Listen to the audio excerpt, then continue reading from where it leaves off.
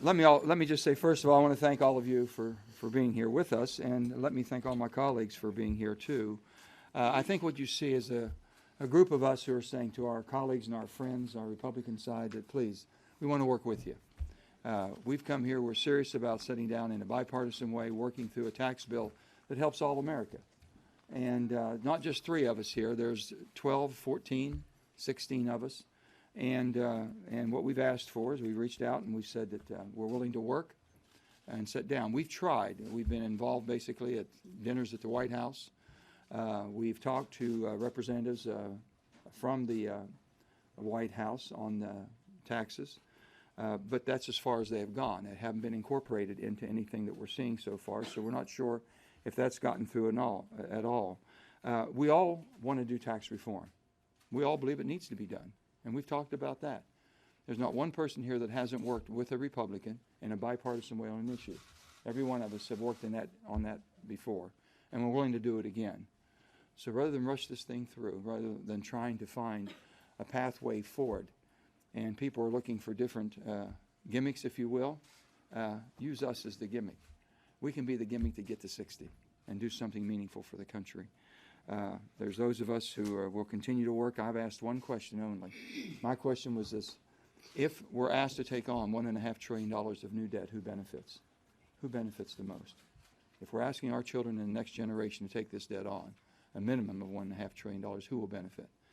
So with that being said, I want to turn it over right now to my good friend Heidi Heitkamp from North Dakota, who's been working very, very aggressively across the aisle trying to find more cooperation, and she will continue to do that. Heidi? Thank you so much, Joe, and thanks to all of my colleagues. This is really a request that we're all making, which is that we can do better in the Senate. We can actually come up with bipartisan solutions to the problems that we see and to the agendas and to the policies that need fixing. I think everyone here would agree.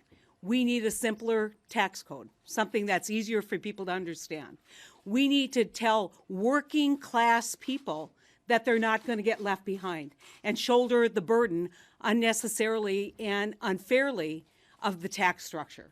We know that we need to do something that's going to make our American corporations more competitive overseas. And we know that we've created a system that does not allow for reinvestment of offshore income to come back. These are all common concerns that we share. And we have an opportunity to address those common concerns. And the last thing I want to say is when people say it can't happen, I want to point you all to the recently announced bipartisan amendment to the Dodd-Frank Act or law that actually achieves a result for community bankers and regional bankers to create more competition. 10 Democratic sponsors. This can happen. And it can be better for the process. And so this is our opportunity, I think, here in the last days of this debate to say, let's work together. Let's achieve a result that will be lasting, that will provide permanency and predictability to American taxpayers. And so with that, I'm going to turn it over to my colleague, Joe Donnelly. Thank you very much. I'm honored to be here with all of my colleagues. This started months ago. We were at a dinner in the White House. And we told the administration, our focus is keeping jobs here in this country, ending outsourcing, standing up for the middle class, and making sure this doesn't explode to debt. And we were told at that dinner, that's exactly our goal. And this is a real effort. I flew back and forth to Indiana with the president. I went out to Indiana when the vice president went out there. I've met with one group after another on this to try to get this done. But that's not what this legislation is. And what we're saying is we can do this. This country's so much better off with a tax bill that passes with 60 or 70 votes than one that ends up at 50 with the vice president breaking a tie. Why don't we all do this together, stand up for the middle class, keep jobs here? That's what we're talking about. And so this is good faith. This is an effort to say, let's do this as a nation. Let's do this as the American team. And I just want everybody to know we're ready to go. Thank you. Mark Warner. Yeah, I'm sorry to jump line. I'm just be very brief. Many of you know I've been obsessed about the debt and deficit issue since I've been here.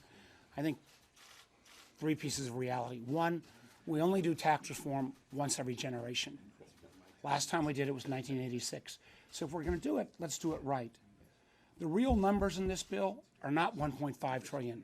It's 1.5 trillion plus another $200 billion of debt on that 1.5 and $500 billion of gimmicks that run out midstream that will create a whole new set of fiscal cliffs. The real cost to the American public is $2.2 trillion added to the debt. And I know there's expectations that there'll be growth. If there's growth, why not wait for JCT to finish its analysis? This process is too important if we only do it once in a generation, not to have accurate numbers and accurate scores. So again, we're saying to our colleagues, let's work together and actually do this the right way. Angus? We have 15 senators that want to work with our Republican colleagues. And I'll not take longer than an hour, so.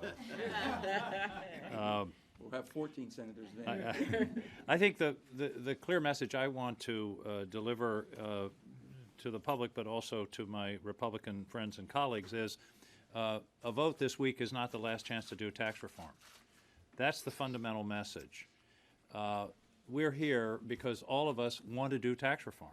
All of us have been working on it for months. All of us have been talking about it since we were elected, whenever that was. It's something that's important for the competitiveness of American businesses, for the ability of American workers to retain their jobs, and to grow the economy. We understand that. The problem is we're being, this vote this week is being presented as the last chance, the only opportunity to fix a broken tax code. And that is simply not true. In 2013, I worked with some of the people standing behind me and also a group of Republicans to make changes to the student loan program that said was impossible. The Democrats had their plan, the Republicans had their plan. We came up with a bipartisan plan that solved the problem. As Senator Heitkamp mentioned recently, a bipartisan bill is about to be or has been reported out of the Banking Committee on a very complex issue involving Dodd-Frank. And during the summer, we had a bipartisan bill involving health care, of all things, that was led by Lamar Alexander and Patty Murray. A number of us here were also engaged in that. We can work together to solve complex problems. And that's really the message here. The problem with the bill that we're facing today is it explodes the deficit, it makes tax cuts for the middle class temporary, and we're now being told, don't worry about the deficit because the tax cuts for the middle class are only temporary and that'll make the deficit hit not so bad. But we're also getting winks and nods that don't worry, the tax cuts for the middle class will be extended, but that's going to make the deficit worse. You can't have it both ways. And that is an essential flaw, I believe, in the bill that we're talking about today. This is not like the Affordable Care Act debate, which was yes or no. This is an issue that's very complex, that involves a lot of discussion and a lot of opportunity for, yes, negotiation. What should the corporate tax rate be? How do we treat pass-through corporations? So there is a huge opportunity here for discussion. But I think the principal point that we're all here on the stage to make, if you add these numbers up to the Republican caucus, you have close to 65 or 70 votes. We could get 70 votes, I honestly believe, in a reasonable tax reform plan that is fair to the middle class and that expands the economy and doesn't break the bank. And I think that's the primary message that we want to convey today, is that the vote today or later this week is not the only chance to do tax reform. It actually should be the beginning of serious negotiations and discussions to arrive at a plan that the American people can understand and support. We should not be making the kind of changes we're making now with a process that nobody understands when people can't determine what the results will be. So we're here. We're ready to work, we're ready to talk, and we're ready to enter into discussions to develop a really positive tax plan for the American people. And I'm happy to be participating in this, what I think is one of the most important discussions that any of us will ever have in this body. Thank you. Bill Nelson. The past is prologue. look what happened to the Affordable Care Act. Not once, but 3 times, an attempted repeal. Because of its failure, then in fact, the flowers of bipartisanship started to spring up.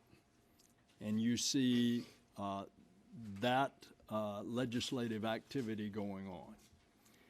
So if it happened then, it ought to happen here. There is a will to do this in a bipartisan way. And if this attempt can be defeated, then the flowers of bipartisanship will start to spring up. Claire? The Republicans are squandering an attempt to get permanent tax reform. The way you get permanent tax reform is by getting more than 60 votes. And the way you do that is working in a bipartisan way. What we show here today is that that is possible. It is not only possible, it's probable that that would occur if they would just work with us.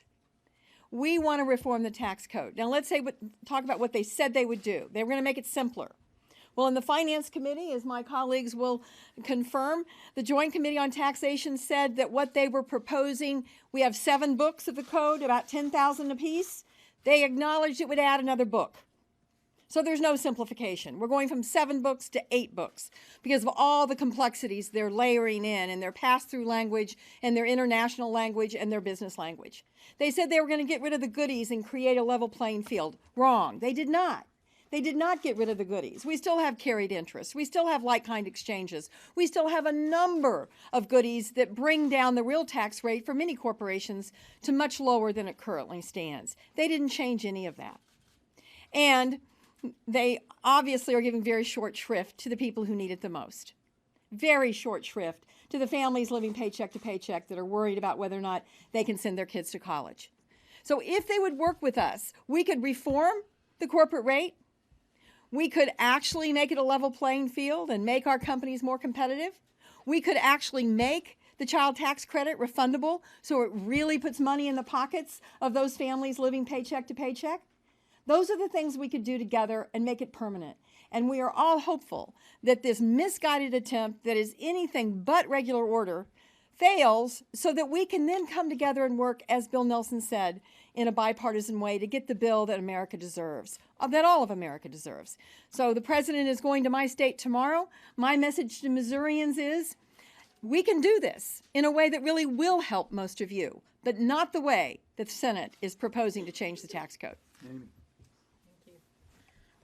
Thank you. I just look at the group up here and I think of everything that they have gotten done on a bipartisan basis, whether it's Senator Hassan on opioids or the work I see Senator Nelson do every day in commerce with Senator Thune, Senator Kane's work on foreign relations, Senator Coons on some of our issues in judiciary, Senator Donnelly on the medical device tax, Claire, my fellow classmate on the work she's done on fiscal responsibility, Joe Manchin for his minors.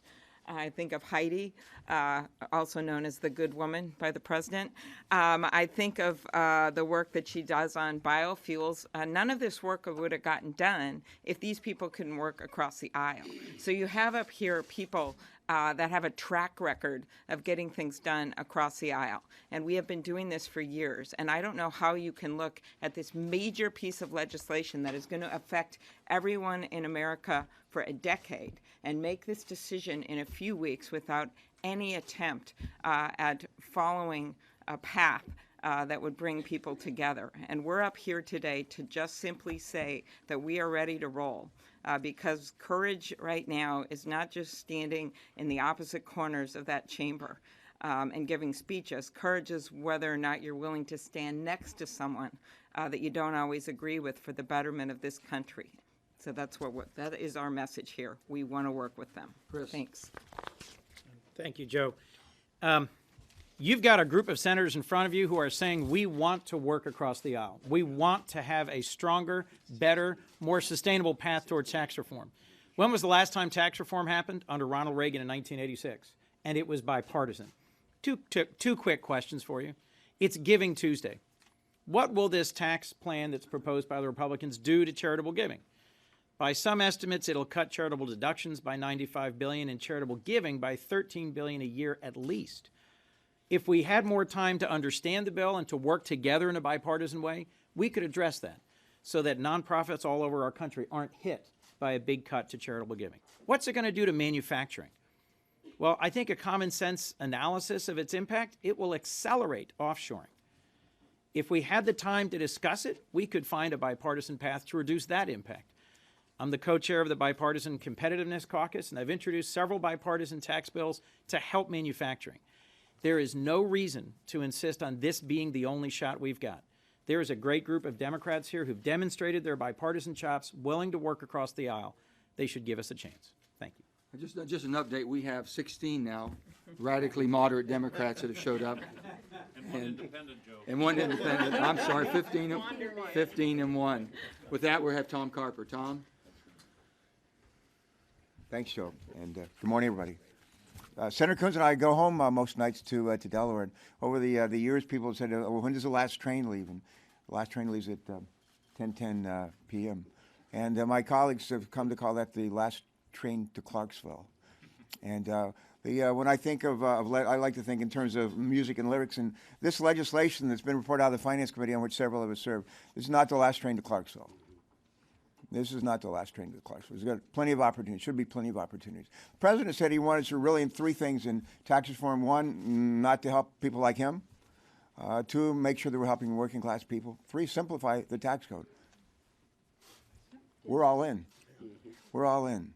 And if Republicans can't join us in working on it, they just need to listen to their leader. I'm not going to go through the sins or the faults in the legislation we passed out of committee. There are many. I just want to mention maybe 3 or 4 points where I think there's good agreement, a basis for common ground. And one of those is doubling the standard deduction. And that would help people, lower income, middle income people, but also help with respect to simplification. That would be a good one. Another is bring down the top corporate rate. I would not go as low as 20, but when we're competing against countries that have much lower rates, 35 is too high, and we need to find a lower number. The bill report out of our committee actually leaves the capital gains tax rate alone, leaves it where it is. I think we can agree on that. And another one that with respect to the child credit, making it refundable. Not only increasing it, but making it refundable is something we ought to be able to agree on. Chris Coons taught me a long time ago. Is Chris still here? Chris, he's a guy who's been to Africa a time or two, as some of you know. And he once taught me an African proverb that I think is especially appropriate for today. If you want to go fast, travel alone. If you want to go far, travel together. We need to travel together. Thank you. Tim. Hey, thank you all and good morning. 4 points really quick. Number one, the stakes couldn't be higher. Every family, every individual, every business, the entire American economy, the competitiveness of the American economy in the world. And because we only do this every 25 or 30 years, we either live with a bad product and the downside of it, or we enjoy a positive upside.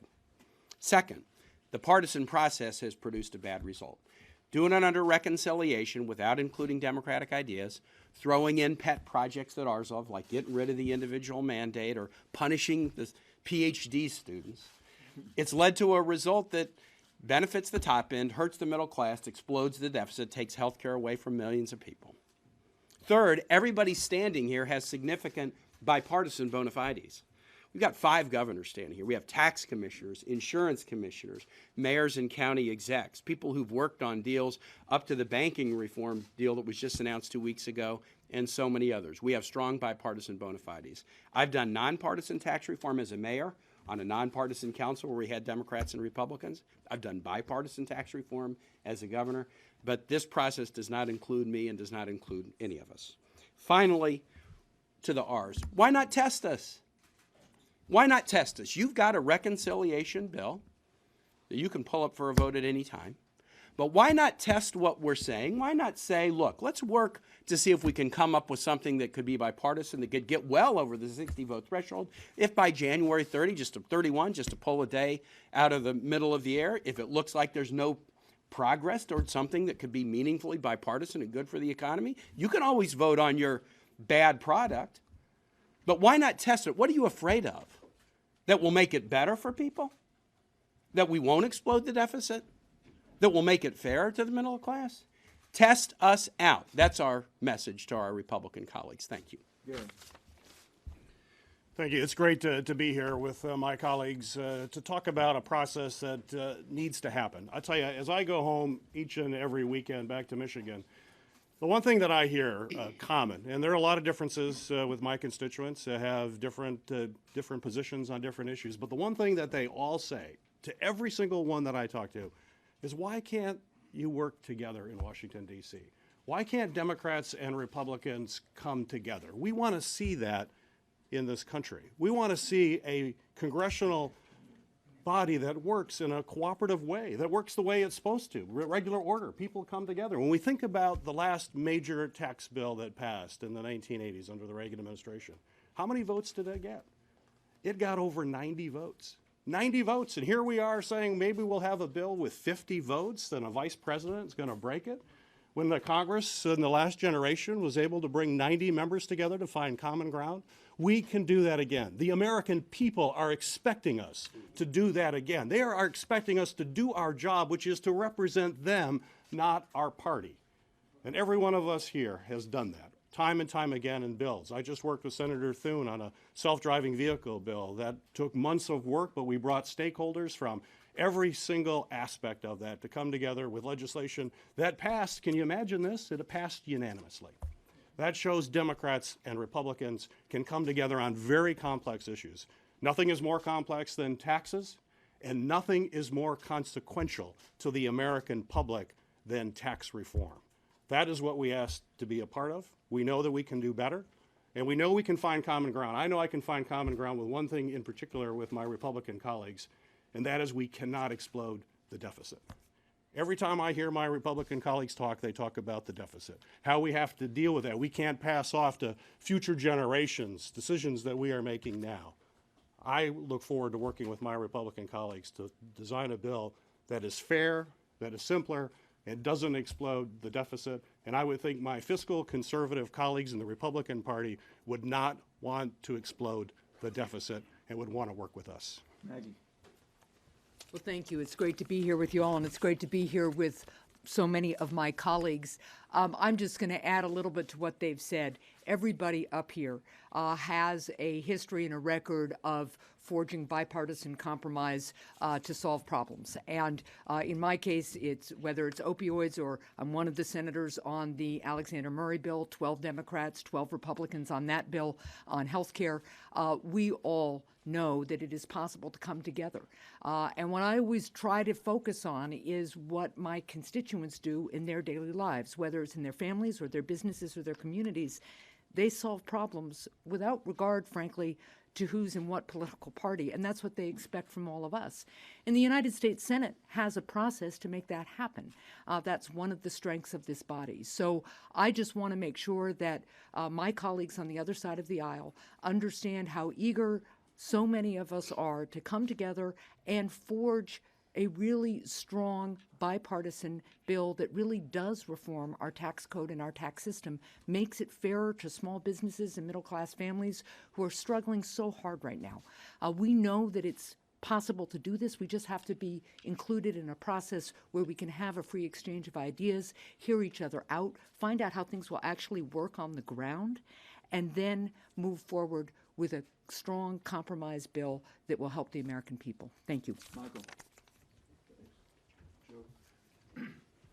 Thanks, everybody. My friend Tim Kaine mentioned that there were former governors up here, and that's pretty intimidating for me, and former mayors. But in my case, there's a former school superintendent of the Denver Public Schools. And what I can say as a member of the Finance Committee is there is not a school board in Colorado that would follow a process that looks like this process. Not a single one, without getting thrown out on their ear. And I think what happens in Washington when one party tries to go it alone, often the most extreme voices are the one that gets heard. And I think that's what explains why this tax proposal is so far outside of the mainstream of what people in Colorado believe, which is a state that's a third Democratic, a third Republican, and a third Independent. When I talk to people about what's in this bill, they do not support it, whether they're Democrats, Independents, or Republicans. And the reason they don't support it is they don't think this is a moment in American history when we should give a massive tax cut to the wealthiest people in our country and ignore the fact that people, including in a state with an economy as dynamic as mine, when there are so many people struggling to afford housing, higher education, early childhood education, and health care. They don't see this tax bill as responsive at all to that. And it's not. And it's not responsive to the concerns that Democrats, Independents, or Republicans in my state have, which is why I think we should have a bipartisan process. Keep in mind that the Finance Committee didn't have a single hearing on this bill before we marked it up last week. Not a single opportunity for the American people to come to Congress to testify and say, this is what we liked, this is what we don't like. And that's what we would have in a bipartisan process, is the chance for Democrats and Republicans to actually have the opportunity to listen to the American people before we pass a bill and jam it down the throats of the American people without any process at all. And like my colleagues here, in the period of time that I've been here in the Senate, I've worked in a bipartisan way time and time and time again. I'm prepared to be told that I'm wrong sometimes, and I'm prepared to change my ideas sometimes. And I'd like to see us in a bipartisan process approach this tax bill in that way. Thanks, Joe, for organizing this. Ron? Thank you, Senator Manchin, and I appreciate you and colleagues inviting me as the ranking Democrat on the Finance Committee, because I think what you have seen, and it was started by Senator Donnelly, is an outpouring of good faith for the cause of Democrats and Republicans actually working together to produce bipartisan tax reform. And having written the only two bipartisan comprehensive tax reform bills, I know what bipartisan tax reform looks like. This is not it. Now, there is still, as we have emphasized, an opportunity to make bipartisan tax reform happen. Nobody has to wave a white flag of surrender and submit to a partisan process and pass an unpopular bill. What my colleagues have said here over the last 35 minutes is that there is a path to common ground. And the Senate has found it before. Bill Bradley called up a few nights ago, another tall Democrat on the Finance Committee with a lot better jump shot than mine. And he said, what can we do to get folks working together? You heard Democratic senators say they wanted to be part of that this morning. Let me just say that before we open up to questions to whoever you might want to direct them to, there's 16 Democrats, 1 independent. So if you've heard the rhetoric that Democrats don't want tax reform, that's false. We want tax reform. The country needs meaningful tax reform. If you've heard that we don't want to sit down and work with our colleagues, that is also wrong. 16 have showed up, 17 have showed up that says, please, let us work with you.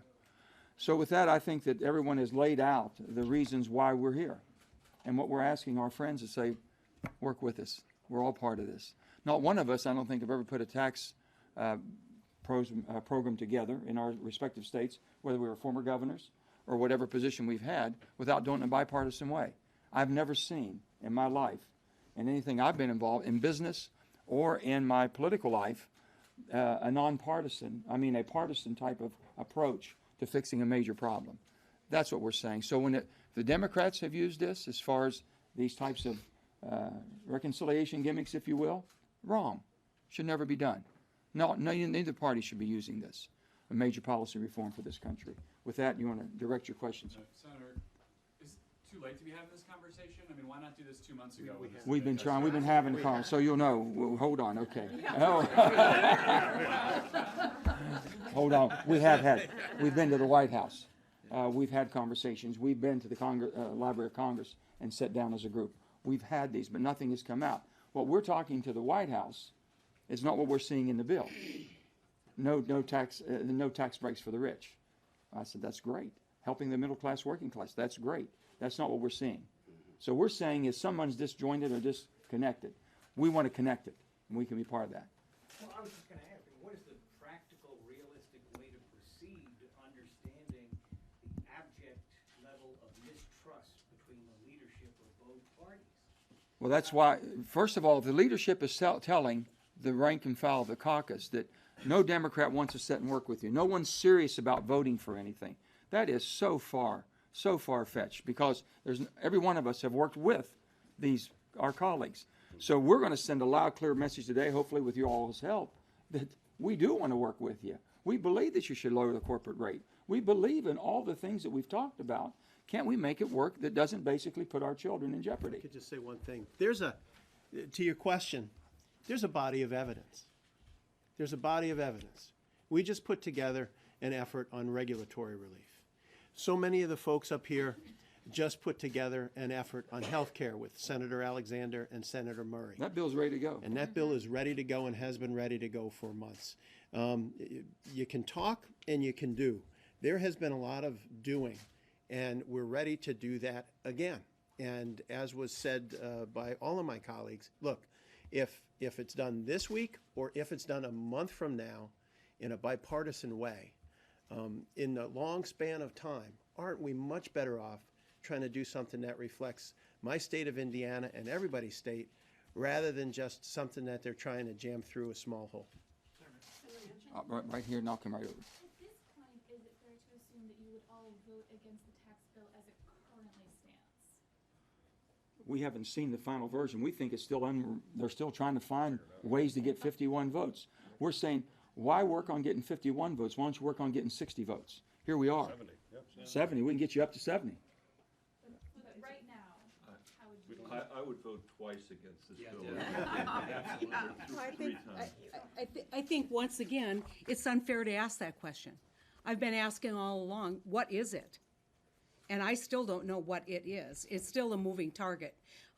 Deeply concerned about number of provisions, especially the provisions that take the bulk of dollars that we're going to invest in this and front load them to the richest Americans on the individual side. That is as clear as anything you're going to see in this tax package. And that's what Joe and I were promised would not happen by the White House. And so we've got some challenges ahead and some questions on how we do this. Secretary Mnuchin said, there's no way you can do this without giving the richest people tax breaks. That's just not true. I used to do this for a living. I was the tax commissioner in North Dakota. I know I could do this by giving a true middle-class working person tax break that doesn't benefit every person up here. You understand, every person up here is going to get a disproportionate share of what we're spending in tax reform. The American public needs to know that. Think about that. Every member of Congress is going to be a winner. But I've got constituents who aren't going to be winners, who make a lot less than I do. And so we've got to have this tough conversation.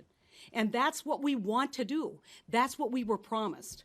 And so let's see if there is a willingness to, like Senator Kane said, put it on the shelf and just test us. See what we can come up with working together. We've proven we can do it. I was wondering if Senator Heitkamp, Donnelly, and Manchin could tell us how you will vote on the motion to proceed. We haven't seen the final version. We really haven't. Let me just say this. We have reached out. We want to find an agreement. Guess what? We had 14 other colleagues that want to do the same as we wanted to do. So that's why you have 17 showed up today. I thought it was going to be just maybe 3 of us here. We got 17 of us who want to say, hey, work with us. We want to find a pathway forward. It should be a bipartisan pathway. So that's all we're saying. So to say, well, I'm going to have, I'm sorry, I'll have one more after that too. Can you tell us of private conversations any of you are having with your Republican colleagues, or if you don't want to give names, who might be on the fence? And also, when is the most recent conversation any of you have had with the White House? I've had a lot of conversations with Republican colleagues who hate this process. They hate it. They hate it for the reason that John McCain took the floor and said, if you try to jam something down the American public's throat with one party on something as important as health care, and tax reform is every bit as important, you probably should fail in that effort. And there are numerous Republican colleagues who hate this process and who understand that this is a group of people who can work with them in good faith, just like we've recently done on banking reform and health care reform. Then there are those who don't like the deficit. There are those who think it helps big businesses and punishes the 80% of businesses that are pass-through. So there's other concerns, but there is a deep understanding that that Richmond City Council would not amend a leash law like this. I would say, Hold on one second. I would just say that I have reached out to a number of my Republican colleagues that are uncomfortable with both the process and the final product. And the reason I've been trying to talk to them is that they are under tremendous political pressure. This is all about them getting a tax bill passed to show that they can run government. And many of them are so focused on that political pressure, but they remain uncomfortable with the reality that lies underneath that political pressure because they know there's things in this bill that are probably not what were promised by the White House. So I've been trying to say to them, listen, do what you got to do, but if you stumble, know we're here. We're here to work with you. We are here to salvage a bipartisan tax reform bill that will accomplish 2/3 of what you're trying to do. Maybe not buck up the rich people as much, maybe not help the wealthy as much, maybe not help the Donald Trumps of the world as much, but help the families that you began talking about when you went down this road. That's what this is about today. This is a public way of saying to all of them, we will be here to work with you once this fails, because it should on its merits, because it's that bad. One more question, that's it. President Trump's been insistent throughout this process that the corporate rate be at 20%. Some Republicans are uncomfortable with that. My question is, are there any Democrats up here who can support the 20% corporate rate? No. If not, what's a more likely? I don't think, I can't. If I can't support 20, I don't think anybody can. You voted 25%. Is 25%? Yeah, but you know, I've not talked to corporate head right now that says they need 20%. That's all. Yeah. Not one. And they all feel 20, my goodness, 25, 26 would be wonderful. I'm at 25, I've been at 25 territorial. Everyone has a different, but none of us have thought that 20 works. Why give away $500 billion, $500 billion? Okay? And then to give it to the people basically from a permanent tax break. That's permanent. And we've talked about people in West Virginia, at 5 years, they're on a sugar high. They're going to get a sugar high for 5 years, and it's over. Not that much sugar, though. Not that $100. Right. No, They're going to honey high. Hey. I have we're not speaking for leadership whatsoever. Yeah. We're not in those rooms. No, not at all. Let me tell you one thing. I hope that what you all carry out of this, we want to do something for the American people and for this country, and we want to do it working together, not against each other. That's it in a nutshell. Thank you. All.